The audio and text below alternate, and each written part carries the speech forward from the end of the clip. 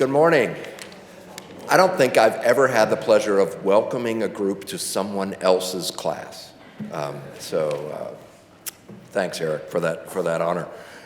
It's my privilege this morning to introduce the Secretary of State, Michael Watson, to you. I got to meet Michael several weeks ago, I guess early January maybe. I just dropped him a congratulatory note on the recent election and told him I'd love to connect, and so we went to the Mayflower, an iconic place downtown, and had a great lunch. And he maybe naively said, "Whatever I can do to help, I'll do it." And within about 48 hours, Eric had been in contact and recruited him to come and visit campus for the first time, and we're really glad to have him here.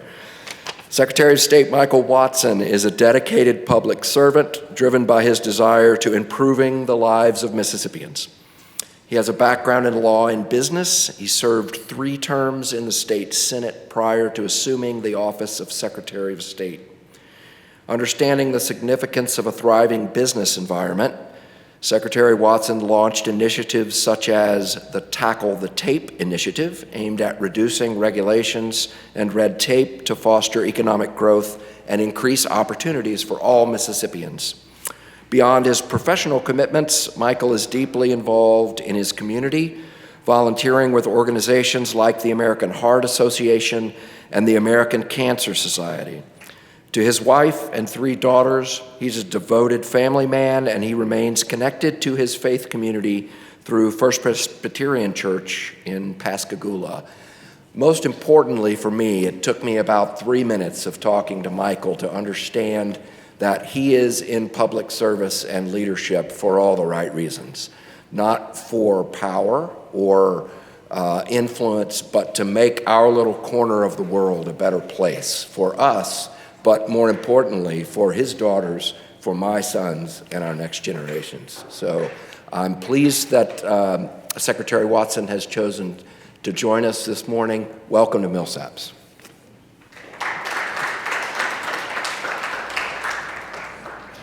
And I second President Dunn's kind words. For those that don't know me, I'm Dr. Eric Schmidt. I teach in the Department of Government and Politics here. I am here today not just with faculty, staff, and students from across the college, but from students enrolled in my Introduction to American Government class. We are wrapping up a 3-class module on campaigns and elections. So what better person to have with us than the Secretary of State? The way that this is going to work, I'm aiming for something like a 20-minute or so moderated conversation between you and I, and then we'll open this up to Q&A from our audience members, okay? So the very first thing that I would just like to ask is a general question. Could you help both me and the students in my class and everybody in attendance understand the unique responsibilities of the Mississippi Secretary of State, and especially how your responsibilities differ from folks in other statewide offices, say? Yeah, great question, and really good to be here. Thank y'all for coming and listening to us to talk about Mississippi, and something that's very near and dear to my heart. I obviously grew up here. I love being in public service just to really help lead the state forward. And so for our office, it's really kind of a elevator pitch, I would tell you what we do. Number 1, elections, and everybody kind of knows that's the face of the office, but that's really one of the minor things we do in the grand scheme of things. With Mississippi, we're a bottom-up state, which means your circuit clerk and your elections commissioners at the local level do the really hard work when it comes to elections. We help train them. We help monitor the statewide election management system that's actually housed in our office, so all of your data when you register to vote, that's in the SIMS system at our office. We also go out, I've done an 82 county tour where I sat down with every circuit clerk and as many of the 410 commissioners as I could around the state, because I think elections take a partnership and it's really hard to do by yourself. So it's important for me to really sit down with them and ask them, hey, how do I better serve you? You know, as a team member together with elections, and as controversial as they've become, heated as y'all saw in 2020, and obviously this year is going to be a pretty fun one too. But we've got to stick together. We've got to have open lines of communication to be able to say, hey, this plan is not a good one. Let's alter this a little bit and go in this direction. So elections is really important, and we got a great team at our office that does that. Kyle Kirkpatrick is my Assistant Secretary of State of Elections, and he's phenomenal. The second piece is our business services sector, and that's really where the breadth of the office comes in. So if you go to an LLC, corporation, a nonprofit, a charity, a scrap metal dealer, a sports agent, y'all get the picture. The list goes on and on and on. You register with our office, and not only do you register with our office, but we also have the APA, Administrative Procedures Act, so the rules and regs under which businesses operate. A lot of times that comes through our office, through the APA. So we also do some training with them. We have securities, which we've got a big issue coming up with that you're going to read about here in the next few days, so that'll be fun. But that's a really broad scope of the business services sector. So basically, every business in Mississippi at some point in time has to come through our office. So we've got a really good pulse of what's happening in the state, and that's been fun for us, as you mentioned the Tackle the Tape initiative earlier, to help cut the regulatory burden on our businesses around the state. So that's been a big focus of ours and very successful. And then lastly, public lands. So we have 16th section lands, which helps fund public education. Anybody from the coast? Coasties, all right. We have tidelands that are on the coast, so when you go down, you see a casino on the water. They have a lease from the state for those tidelands, so that's tidelands, and then tax forfeited properties. So when eventually people decide they don't want to pay their taxes on the properties anymore, and they're not sold at a tax sale, that land reverts to the state. And then it's our duty to try to get that back on the tax rolls to sell that back to investors. So that's kind of just a real elevator pitch of what we do. It's very broad, and a lot of times the Secretary of State seems to be the catch-all for things that people don't want to deal with in other agencies. So I remember when I was in the legislature, when we were dealing with, it was actually copper theft. We had some legislation dealing with copper theft, and the question to the legislature was, well, who's going to oversee this? And everybody's like, well, just give it to the Secretary of State. He does all kind of stuff. And that's kind of really a good synopsis of what we do. We just kind of that catch-all. So if nobody does it, we do it. So if you ever have questions about government, if you've got an issue with a business regulation or something that you're really not sure who does it, you probably want to start with us, and we'll tell you if we do it or not. But then more importantly, we'll get you to the right folks. And I think that's the important thing for y'all to remember. You are my bosses. I actually work for y'all.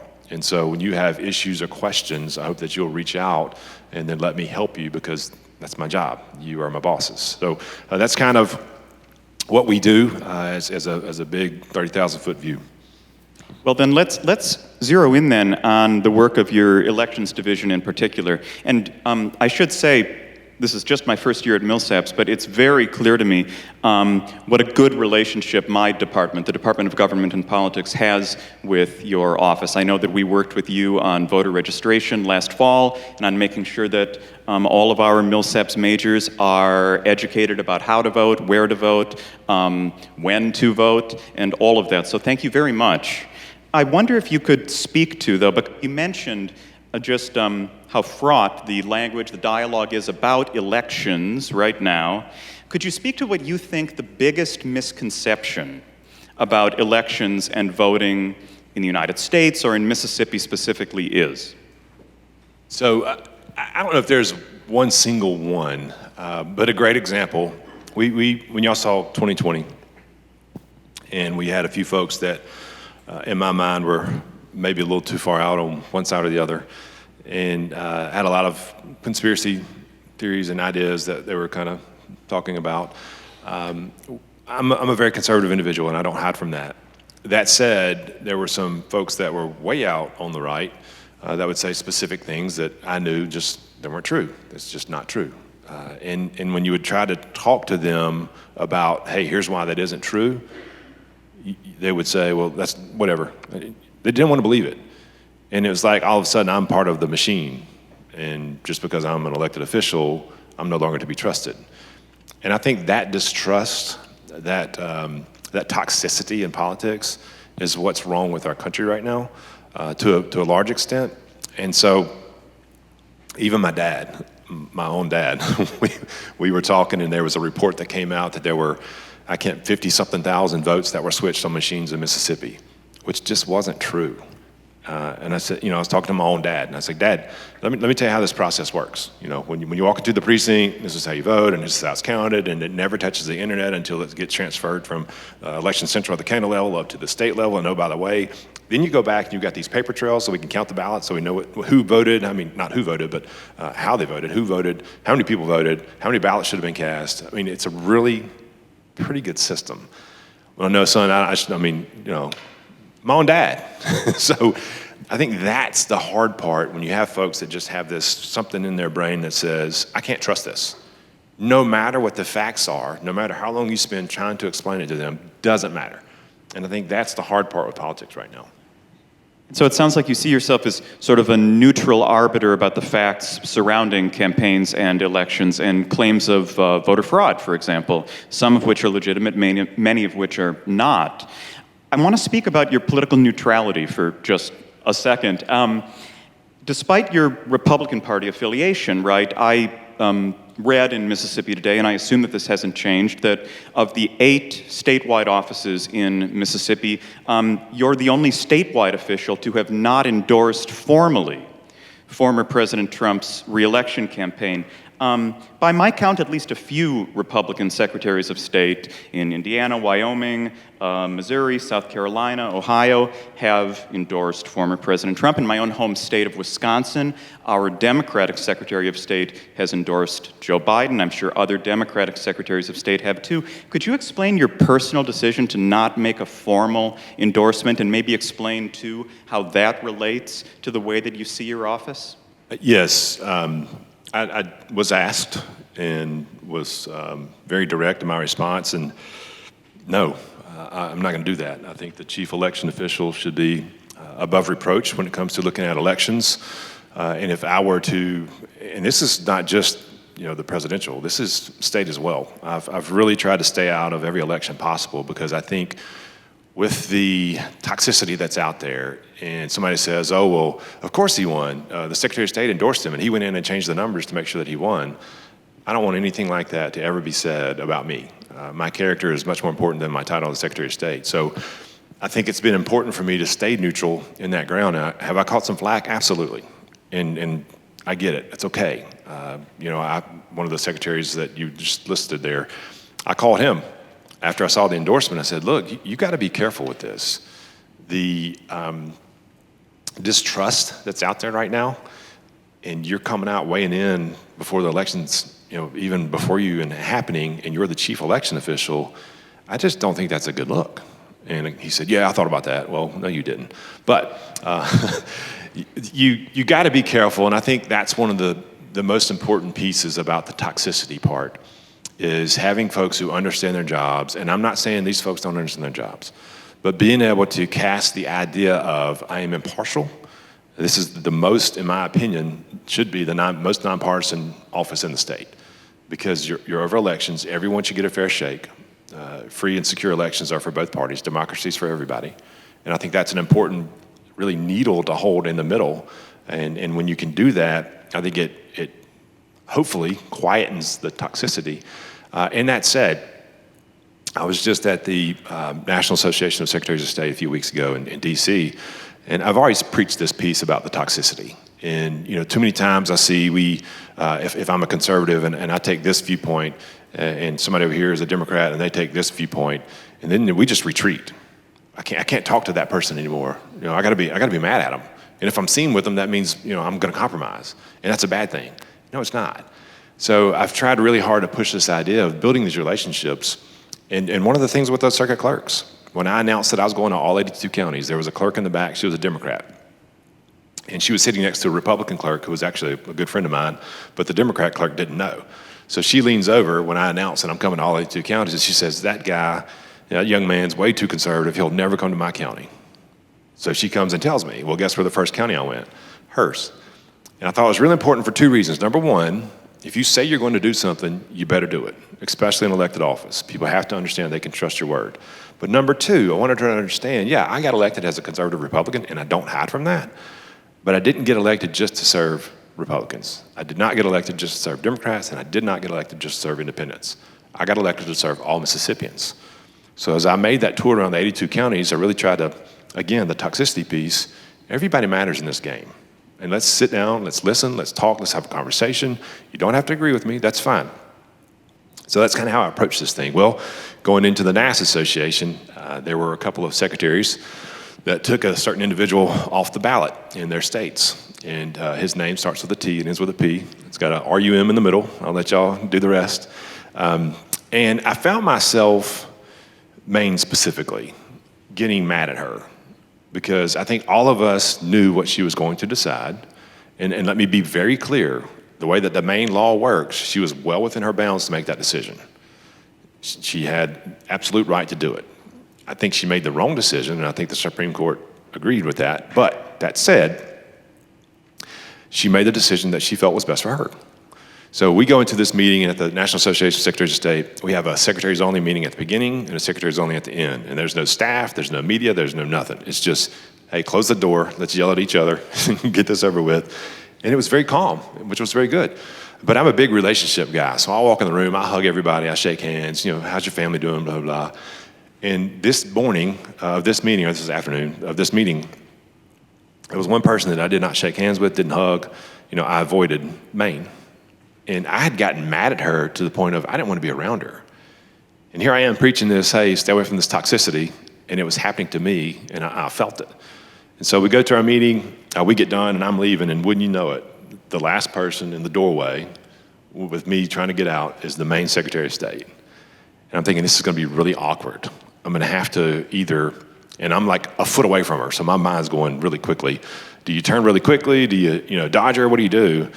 I thought, man, this is going to be really awkward. You can't dodge her. People are going to recognize and notice what you just did. So I kind of put my arms out and pulled my head back and gritted my teeth and put my arms under to hug her. And she squeezed me so tight. And in that moment, it was almost like the Lord just kind of quickened my little soul and says, hey, you know what? She's created in my image just like you are. She's a human being just like you are. You may disagree with her, and that's okay, but you better respect her and love her, because she's made in my own image. And that was just such a clear reminder that, gosh, you who out here are talking about this, just let it impact you like you're telling people not to let it impact them. It was a really good reminder.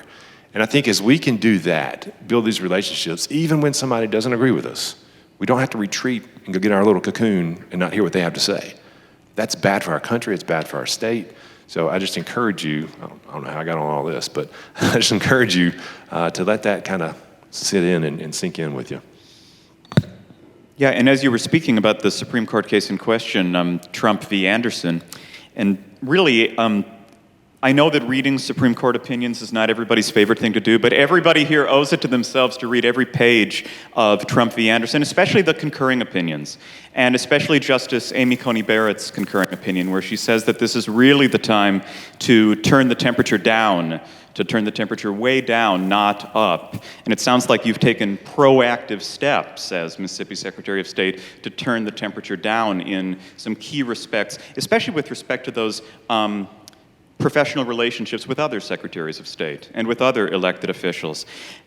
Nevertheless, right now, as a political scientist teaching at Millsaps, I see students for whom a message like that, as powerful as it is, and as powerfully as it speaks to me, is not quite going to land, because many of the students with whom I interact associate politics and campaigning with political violence at best, and with hurt feelings at worst. And they say it's perfectly fine that individuals have anecdotes about good feeling between Republicans and Democrats, but I'm out of this game because this is far too caustic, this is far too ugly and nasty. What is it going to take for elected officials in Mississippi or anywhere to convince the students in this room and students throughout the country that politics is an opportunity for personal and professional growth, that this really isn't the time to retreat,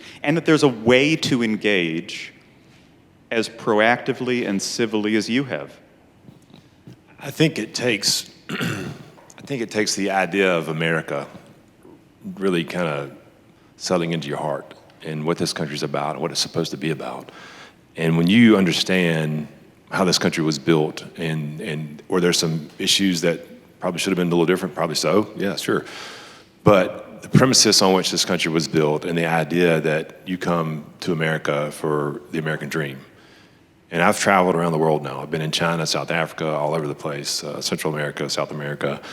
And in these situations, several of them have been as either a state senator or a secretary of state.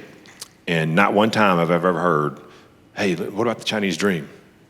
What about the Russian dream? How about the Venezuelan dream? But you know what I've heard every time? The American dream. The world understands that the American dream means something. And so I think as young people, for you to really understand, what is that all about? You know, the idea that I can have personal responsibility and I can make decisions for myself and have freedoms to chase my dreams, and I'm free to do so, that is powerful. And it's probably hard sometimes to kind of think through that as a college student. I know I wasn't thinking about that at Ole Miss. But until that sits in and you understand this country is worth fighting for, and I don't mean fighting fists and guns, but I do mean fighting, getting involved, and going to the polls to vote. Political individuals, unfortunately, sometimes they only listen to results at the poll box. And they get distracted. Something happens to them when they walk into the Capitol. It's just like, man, I'm somebody. You know, I'm a state senator. I'm a rep. My wife used to always tell me when I'd go home on the weekends, Michael, nobody knows who you are. You know, and it was great. It was a great reality check. And she was right. Nobody had any idea who I was. So don't think that you're somebody special. But it takes people like you engaging that understand, you know what, this country's worth me getting engaged in. So my children and myself, by the way, have the opportunity to chase my dreams. Because as we slowly, no matter if you're RD, but as we slowly see what's going on in this country, and this really bothers me. This weekend I was on Fox Sunday morning, and I was talking about an executive order that came out in March of 21 from President Biden that basically turns every federal agency into voter registration and get out the vote wings of the Democratic Party. Now, again, whether you're an RD, this is something that really should bother you. That is not the federal government's job. The United States Constitution, Section 1, Article 1, Section 4, basically reserves the time, place, and manner of elections to the states. Congress can step in, but nowhere in there does it say the executive branch can step in. So even though it's like, well, my team's going to benefit from this, understand your team may benefit from this time, but should it flip, would you want the other side doing it? And I think that's the part where we have to understand, just because I'm an RRD, and this may be good for my party, you better think about what happens when that script flips. Would I want this to happen if the other side was in charge? No. And I think that's, even as a Republican, when I see things that I don't think we should be doing, I am known to call people out. And I don't mean to hurt feelings, I don't mean to, bash, but I also think it's important that we hold people accountable. And so if I'm out there telling you to hold me accountable, then I also better be doing my job holding others accountable too. So again, I think it's you letting that sit into your heart. The American dream is worth me getting engaged over. It's worth other people having the same opportunities that I have in this country, that the whole world talks about. We get so, I think, complacent that we live in America. Go on mission trips. It's one of the best things my parents ever did was send me on mission trips. And I would go and see people living on dirt floors and little huts and understand, oh my gosh, we have it so good. But we just don't even realize it because we're around it every day. And so I think kind of that realization of how good you actually have it and understanding I have to get engaged because I got to make sure this country stays what it is so other people can benefit from it. Until that sets in, I don't know that you can. And then I'll just ask a follow-up question, and then we'll go to Q&A. What do you see the role of educators like me being in terms of instilling that faith in the American dream or belief in the project of American democracy? So, being fair and honest, and not that you aren't, I'm just saying in general. I didn't, and I don't know your experiences. I have been in college for a couple of years. It's been a little bit. But when I was at Ole Miss, I don't think I remember one single time where I felt like a certain viewpoint was being pushed on me. I felt like everybody was kind of, you can think about this, you should think about this, you're going to make your own decision, but let me present you both sides. And I think, unfortunately, and I won't say every college and university, but in general, I think we've seen the more leftward-leaning influence in our colleges in our country. And that's okay as long as you're presenting both sides. You can maybe be a little heavier on the side if you want. I don't appreciate that. As long as you're presenting the truth on this side too. And until that is fixed, I'm a little worried about our education around this country. But that said, it takes people like you doing your homework. And even though you may hear something on the news or in class, if you're not doing your own research to check, and I do that myself, what was the other side saying? Let me make sure I'm not being, one-sided here and not considering other angles and viewpoints. I think that's the worst thing we do to ourselves. You get in that echo chamber, you're done. You can't hear the other side, and you can't build a relationship to even talk to them anymore. So, again, long answer to a shorter question. No, and I deeply appreciate the answers. By the way, I sent Secretary Watson's office some of these questions in advance, and these are just utterly comprehensive, thoughtful answers to some very difficult questions. Thank you very much. I want to open the floor up then to audience questions. Natalie Johnson is going to go around with a microphone, which I believe is right there. I'll say keep the questions relatively brief. One short follow-up is probably all that we have time for each question. And anybody that would like to pose a question, have at it, please. Hard questions. I've got one for you. What is a motivator for being like Secretary of State? As in, what keeps you in the position and in the mindset? Really good question. What's a motivator for me to be Secretary of State? Let me tell you this. I never wanted to be Secretary of State. When I was growing up, I never once thought, oh my gosh, I can't wait to be Secretary of State. So I did want to be a garbage man. That was my life's dream and goal. And a lot of people say, well, you're dealing a lot with garbage in the elected office, so it's kind of similar.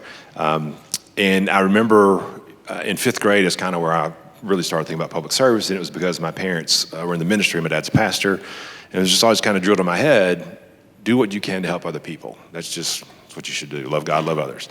So Secretary of State, when I was in the state Senate, I ran 3 terms. So at the end of my 3rd term, I was basically kind of maybe ready to go make money, go be an attorney in a private practice and make a lot more money than you can spending 3 or 4 months of your year in the legislature.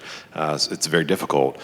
Now, I remember going to talk to Governor Bryant. He was the governor at the time, and he was termed out, so it was the end of his 2nd term. And basically the conversation was, well, what are you going to do? I mean, you've been in politics forever.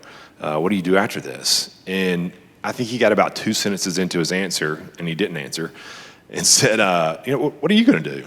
I said, well, look, I've got a beautiful wife at home, 2 baby girls at the time. Now I have 3 baby girls. I can just go home and be fine. Let somebody else do this job. I don't have to be here. And he said, well, have you ever thought about being Secretary of State? And I'm talking about out of left field. I was like, nope, never thought about it, never want to be Secretary of State. And I think sometimes in life, y'all will realize this, there will be seeds that are planted deep down inside. And you may walk away from a conversation thinking, whatever. Yeah, it's cool. The governor thinks that I should run for statewide office, but whatever. I don't want to do that. And for some reason, that little seed starts to take root and doesn't go away. So at some point, you got to understand, wait a minute, if this isn't going away, I probably should think about this and consider it. Maybe it's actually the Lord kind of planting the seed in my heart. And so that's what I did. Prayed really hard about it, got a good piece about it. My wife and I talked a long time about it, and here we are. And oh, by the way, when I announced, I was the only Republican in the field. And up until, deadline day, when you qualify to run for office, there's a deadline by which you have to qualify. So the Friday before the deadline day, on the next Friday, I was the only Republican in the Secretary of State's race. And everybody was like, oh my gosh, Michael's going to be handed a statewide election, and nobody's going to run against him in the primary. And in Mississippi, basically, the Republican typically wins now. So the guy I was running for treasurer starts sending some messages out on this Friday before that he may switch into the Secretary of State's race. And everyone's like, whatever, that's not going to happen. Well, he does. He announces on the Tuesday before the deadline on the Friday that he's switching and getting into the Secretary of State's race. And so my wife calls and she says, hey, are you scared? This guy's going to be pretty tough. I said, no, I'm not scared. And it wasn't like a boastful or prideful thing. It was, if I'm supposed to be the Secretary of State, I'm going to be the Secretary of State. I've prayed really hard about this. I've got a piece about this. And so Sam, the guy that ran, he recently passed away from cancer. His wife's in the state Senate now, but he was a good person. I didn't like him then, but he's a good guy. I did like him. I just didn't like him running. You can run, it's fine. You don't have to like everybody, but you get what I'm saying. So Sam had $750,000 that he put in his campaign. I had about $10. Sam was the Southern District Public Service Commissioner, so he had a district of about 1 million people. I had a district of about 52,000 people in the state Senate. I was from the coast. Nobody from the coast had won statewide office in 20 years. Sam had the Barber family behind him in his campaign. So all the politicos were saying, there's no way Michael can even win. What is he even doing in this race? And as you see, I won. And so I tell people all the time, I don't care what the odds are. If you feel like you've got a dream and a goal and something set in your heart, you pray hard about it and you work as hard as you can do it. Don't let the naysayers push you out of your dreams or chasing your dreams. So again, never want to be Secretary of State, but it's kind of something that obviously now I look back and see that that was the Lord's plan that he had kind of laid out, and gladly that I listened, and here we are. So, Any additional questions for Secretary Watson? oh, Pig Suey. Fran and then Jack. What is Mississippi's biggest problem, and what are you doing to fix it? I would say we don't believe in ourselves. I think that's probably one of the biggest issues. When I hear this national narrative that Mississippians don't wear tennis shoes and they can't read, and we know that's not true, but too many times I think we hear this national narrative that kind of beats us down, and we just, that's right. We're just Mississippi. We're fine here. Who cares what they say? But I think we got to push back on that. And I think when it comes to people like you who come to Mississippi to go to school and you experience the goodness of our state, the people, the food scene, I could keep going. We've got to believe in ourselves and pitch that vision. And until we do a better job of believing in ourselves than the rest of these problems, I don't even know if we can tackle them. We've got to believe that we can do it. And I think that's a big piece. That's where I would start. And so what am I doing about it? One of the things that we do, we've got an ambassador program. So last year we had 56 high school seniors. This year we have 67. By the way, if you know any high school juniors that are going to be seniors next year, the application's open right now. And so we teach them 3 things. Number 1, how do elections work in Mississippi? Number 2, how does government work in Mississippi? Number 3 is a mentorship. What are the things that you want to do in life? What are the dreams that you want to chase? And oh, by the way, do you know that that dream actually does exist here in Mississippi? You can find that job here, and let me help you. I think it's that mentorship of pouring into young people and letting them understand we actually do care about you, and we want you to be here, and we don't just say it, we show it. And when you build that level of trust that, wait a minute, somebody actually does care, and that light bulb goes off that I can stay in Mississippi and do great things, that belief that's kind of,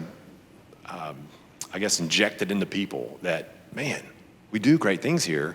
I can be successful here, and people start staying here. And let me tell you something. I don't know if y'all saw the announcement or not a few weeks ago, but Topgolf's coming to Ridgeland, Mississippi. It is the 98th location for Topgolf. That is rare that something that good, that big, Topgolf that everybody knows about, the 98th location is going to be in Mississippi. You would think they'd be going to big cities. And that tells me something. If a Topgolf recognizes what's going on in Mississippi and they say, I want to be a part of it, that should tell y'all something too. Something's happening right now in Mississippi. We're averaging right now north of 50,000 new small businesses opening in Mississippi every year right now.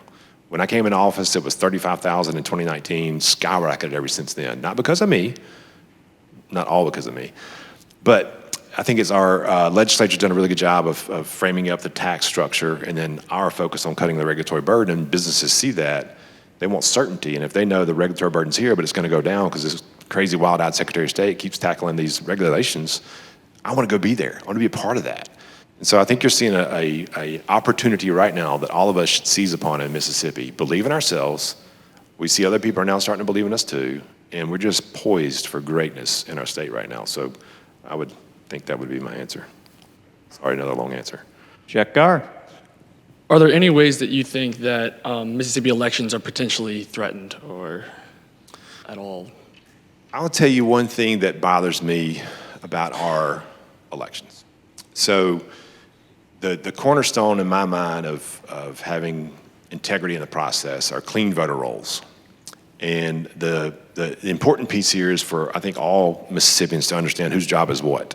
Because when you understand who's supposed to be doing something and they're not doing it, then that's when you get the chance to hold them accountable. So the heavy lift of cleaning up voter rolls falls to our elections commissioners. And I'll tell you this is why it's important. Great example.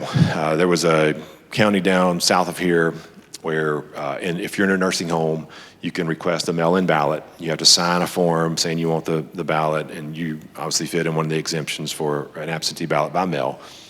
Well, the person that was going in and helping with these voters was basically keeping a copy of the request for an absentee ballot. So it had a legitimate signature on it, and they would white out the dates and keep sending them in year after year. Well, unfortunately, we found out that some of these people had passed away. And so we got wind of it. We took it to Vital Statistics to make sure that these people were no longer living, and they weren't. They had passed away. Now, here's the problem. Number one, that's illegal. But number two, if those individuals had been taken off the voter rolls had been cleaned, then they would have had no chance to receive an absentee ballot because they wouldn't have been on the voter roll to start with. That's the importance of having clean voter rolls. So when they're bloated, when they're inflated, that gives people the opportunity to say, wait a minute, I know so-and-so's maybe still on the voter roll, let me try to go vote for her or him. And I think that's the piece that we need to understand why it's so important. And again, that rests with our elections commissioners. I can preach to them, yell at them till I'm blue in the face, but I cannot make them do that. They're elected just like I am. So it has to be the constituents who say, hey, do your job or we're gonna send you home. And that's one of the things that we've tried to do. We've got an Elections 101 campaign where we're teaching people, from the time that you register to vote to the time that your ballot is counted, here's how the process works. And so making sure they understand, here are the pieces of the puzzle where you need to understand whose job is what, hold them accountable to make sure we got good, clean, fair elections. So that's what I would say my concern is, biggest concern. Additional questions. I know that people have questions. We got a question in the back. That looks like a good one. Got a good one coming. I see those wheels spinning.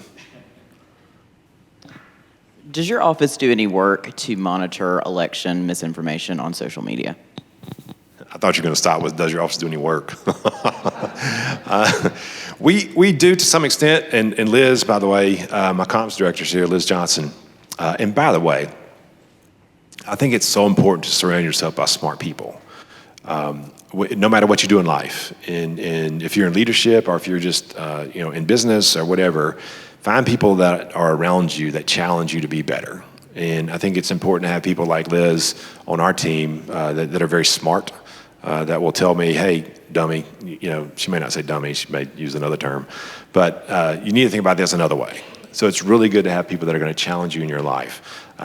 Don't have just yes people. That's a bad thing. But to some extent, yes.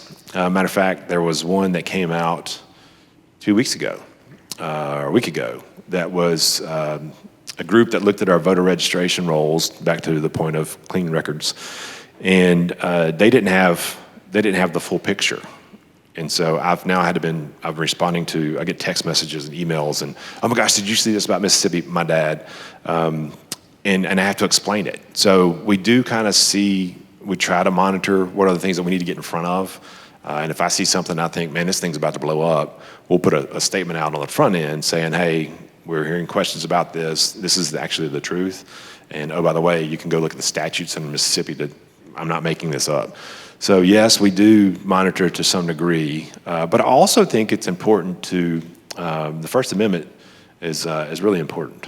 And sometimes people may say false information, I get it. And that's where it's incumbent upon us to say, wait a minute, let me do my research. Let me not jump to a conclusion just because I saw it on Facebook or Twitter or whatever. So I think that's really important for us as well, especially your age, because y'all communicate like that more than anybody ever. So very important to double check those facts. A question from Professor Graham, and then we'll go to Adam. Hey, good morning. Thank you for talking with us today. I think your story about your dad was really powerful, this idea that there's a fraction of our electorate that seems to be disconnected from the truth, and I think it's really interesting. You talked a little bit about social media. I'm looking at the Secretary of State website right now, and there's a headline that says, DOJ is using Biden bucks to encourage illegals and felons to vote, says Mississippi Secretary of State. I'm curious how you sort of reconcile that headline on your official like state website with sort of the messaging that you're giving us today of turning the volume down, kind of trying to have some civil discourse within our electorate? Yeah, sure. I think I have no ill will in that statement. And I do think it's important to call folks out with facts. And as I was mentioning earlier, the Executive Order 14019 that was signed March 21st of 2021 turned basically every federal agency, and when I say every federal agency, I don't mean just like DOJ and FBI or whatever. I mean like Railroad Retirement Board, like you name it, every agency. And to that point specifically, Section 9 of that executive order empowers the United States Marshals to basically go either into prisons or contract with prisons, and there are 936 agreements out there right now, that says you're going to go assist and help register felons, and then you're also going to assist them in voting by mail should they so choose. Now, here's the problem with that. Number one, in Mississippi, we have a list of disenfranchising crimes. So if you commit certain felonies, you cannot vote in our elections. I'm sorry to say this, that I believe this, but I don't believe with all of my heart that they care about going and asking, what is your felon? You can or can't register to vote. I think this is a broad paint of the brush, every single one, hey, here's how you registered. And by the way, you want to try to vote? And then the system is set up to catch that, so that's a good thing. But if it doesn't, here's the problem I think we face in elections. Too many times we focus on the federal level. Oh, if it's one or two, that's not going to change the election, and I get it.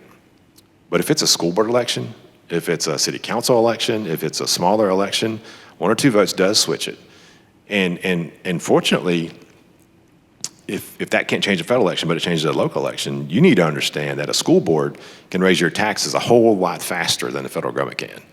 So it's important to understand, just because 1 or 2 may not change at the federal level, every single vote matters. So to that extent, yeah, it should be caught, but sometimes it's not. The second piece of that is, you know who else goes to the U.S. Marshals custody sometimes? Illegal immigrants. Look at the southern border, what's going on right now. I honestly believe it's somewhat of a concerted effort to, hey, look, let's put this executive order in place. All this stuff kind of almost fits together. And then if illegal immigrants are getting the opportunity to register to vote, again, the system is set up to catch that, and they should not be allowed to register. Great example in Mississippi. One of the things that I talked about in 19 when I was running is making sure we had a system in place to catch that, because in San Francisco when I was running, the school board there was allowing non-immigrants to vote in their elections. And unfortunately, people say, well, that's just crazy California. Yeah, they're crazy. Anybody from California? Sorry. But see, those are people crazy. So sometimes we see that matriculate across the country. So it's important to get safeguards in place before that happens here. So that executive order and the reach that it has is, in my opinion, very dangerous for democracy. And I think the way that that executive order works and what I see happening behind the scenes is you're going to hear a lot this fall about democracy being on the ballot. And unfortunately, I think a lot of folks love democracy when they can control the outcome. So it looks good to say I love democracy, but on the back end, I'm doing these things that may jeopardize United States citizens voting and dilute their votes to present an outcome that I like. And those are facts. That executive order exists. It's happening in agencies. The U.S. Marshals, there are 936 contracts. I can show you one right now. So this isn't like make-believe. I wanted that headline, and I wanted those words to be strong and harsh, not to jack the temperature up, but to let people understand this is serious. This is a legitimate issue. And again, I don't care if you're D or R. If you're a D and somehow the Republicans win and they start to do this to federal agencies, are you good with that? No, you're not. So it should be fair both ways. Doesn't matter who you are, R or D. And I think that's the piece where I wanted to make sure I was very firm.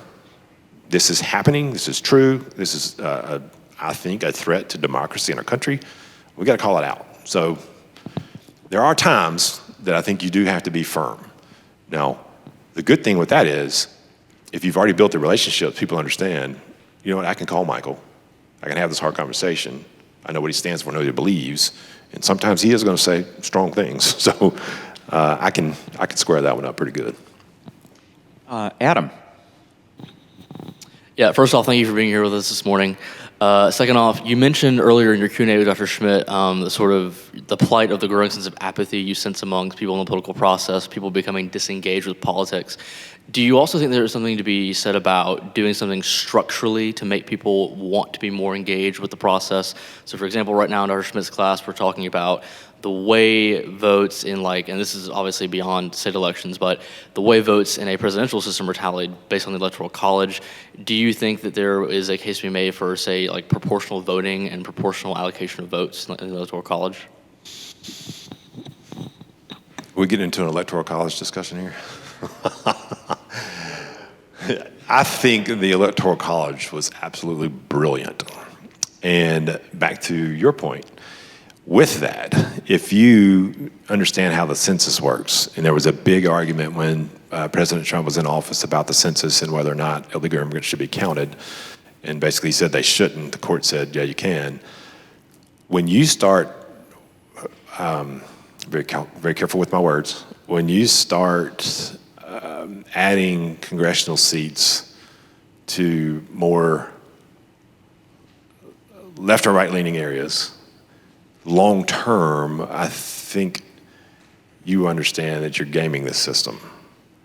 And so I think the Electoral College was beautiful in the sense that big states couldn't necessarily run over little states and everybody's voice counted. So if you start to undermine that, like what we're seeing here, I'm very concerned what that happens in the long term. So the structural piece, I have a hard time with the idea of maybe changing the Electoral College because I think it was brilliant and the way that it works is pretty incredible. But I do see some possible undermining of it, so maybe that does lead to a longer conversation of, wait a minute, if you're trying to figure out how to game it, are there things that we could do to try to reset it? And I'm not smart enough to figure that out right now. It'd take a lot of time and smart people. So my first answer would be no. I love how it works. But with everything, if something is somehow undermined and jacked for some purpose, then maybe you do have to think about how do we return back so the smaller states aren't just run over? That's a long conversation. So right now I'd say no structurally on the Electoral College piece, but I may change that answer depending on what happens. I could totally geek out about the Electoral College for 5 minutes. Jack's got another question. Yes. I was just wondering, you talked about your father being a pastor. I was just wondering your thoughts on the separation between church and state, and did you agree with the prayer being done away with at the beginning of the legislative sessions? Do you agree with that? Not agree with that? No. That's a good one. That's another probably long discussion. For me, I think I can't separate my belief system from who I am. I'm no less of a Christian when I walk into my office than I was when I walked into church on Sunday. That does impact the way that I see the world, but I'm very cautious in don't make decisions that push your beliefs on other people. So for instance, I may open a can here. Roe v. Wade. When we were having that discussion on the floor with the Dobbs decision, when we passed that legislation that led to the Dobbs decision, that was a real easy one for me. I'm very pro-life, obviously, 3 little girls. And by the way, the doctor let me deliver my 3rd girl. That was nuts, but really cool. But when you see that miracle of life, I don't know how you aren't pro-life. And that's just me. Everybody can make their own decisions. I'm not telling you what to be. But when that decision was made, and then obviously the Supreme Court flipped it, one of the things that I loved about that was it was returned to the states where I think it should be. And I was having this conversation just last week. I am as pro-life as they come. I would support pro-life positions, and I would love for every state to be as pro-life as Mississippi is. But the truth is they aren't. And there are going to be some states that do what some states have already done and say, well, it's legal here. I hate that, but that's the beauty, in my opinion, of federalism. If you want to live in a state that believes pro-choice is the way they want to be, then so be it. If I want to be a pro-life state in Mississippi, so be it. So the church of state argument, again, I don't think you can separate it. I understand there's case law, and I get it. But I think this whole thing has to work together. And just so much as I can't separate me being a Christian in church on Sunday and my office on Monday, I don't think I can separate my idea of federalism when it comes to something like Roe v. Wade.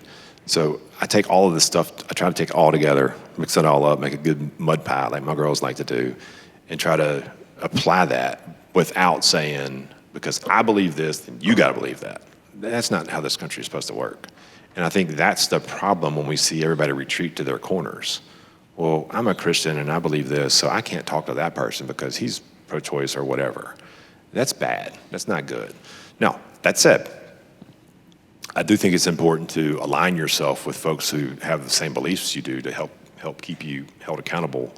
I think that's important, but also building the relationships with people who don't believe just like you do to challenge those beliefs, because I think that's good too. So that's a longer discussion, but a great question. Pig Suey's back. Does Natalie have a question, or was there another question back here? Okay, got a question from Fran. Hey, Fran, can you do it one time? While Natalie's walking over there, I'll make a pitch for my free speech class where we talk about Marsh v. Chambers 1983, exactly about prayers at the beginning of state legislative sessions. This guy. Fran. So in that answer, you're saying like, if you don't want to put your beliefs on other people. And so you're saying if you are pro-choice, then you can go live in a pro-choice state. So my first response to that is, well, not everyone has the money and the resources to just up and leave their home. And my second response to that is, what about the fact that you're putting your beliefs on the people who disagree with you that you govern? Like, how is that different from you agreeing with the people that, or you putting your beliefs on the people who agree with you? You know what I mean? Yes, great question. And I think this is an age-old debate. Do I vote my convictions, or do I call every person in my district and poll them and then vote what they want to do? I think for me, this is the important part about holding people accountable. I do not hide from who I am. And so when I ran for office, I was very clear, here are my stances, here's how I believe, here's how I see the world, this is the kind of beliefs that are going to guide my decisions. If you like that, then I hope that you'll elect me. And they did. So by being forward and honest on the front end, and I think that's a very important piece in life, establishing who you are and let people know that. Because life becomes a lot less tempting when people understand, so-and-so believes like this, then I'm just not going to tempt them in that direction. So I think that is what kind of defines who I am. I don't hide from it. And so if you elect me, here's how I'm going to make my decisions. And if I make a bad decision you don't like, then don't send me back. So I think it's a great discussion of putting your beliefs on others. But it's also a discussion of, if you were honest on the front end and people elected you because of that, then doggone it, you stand on your principles that you told them you believed in to start with. I've made some votes that aren't very popular in my district when I was in the state Senate.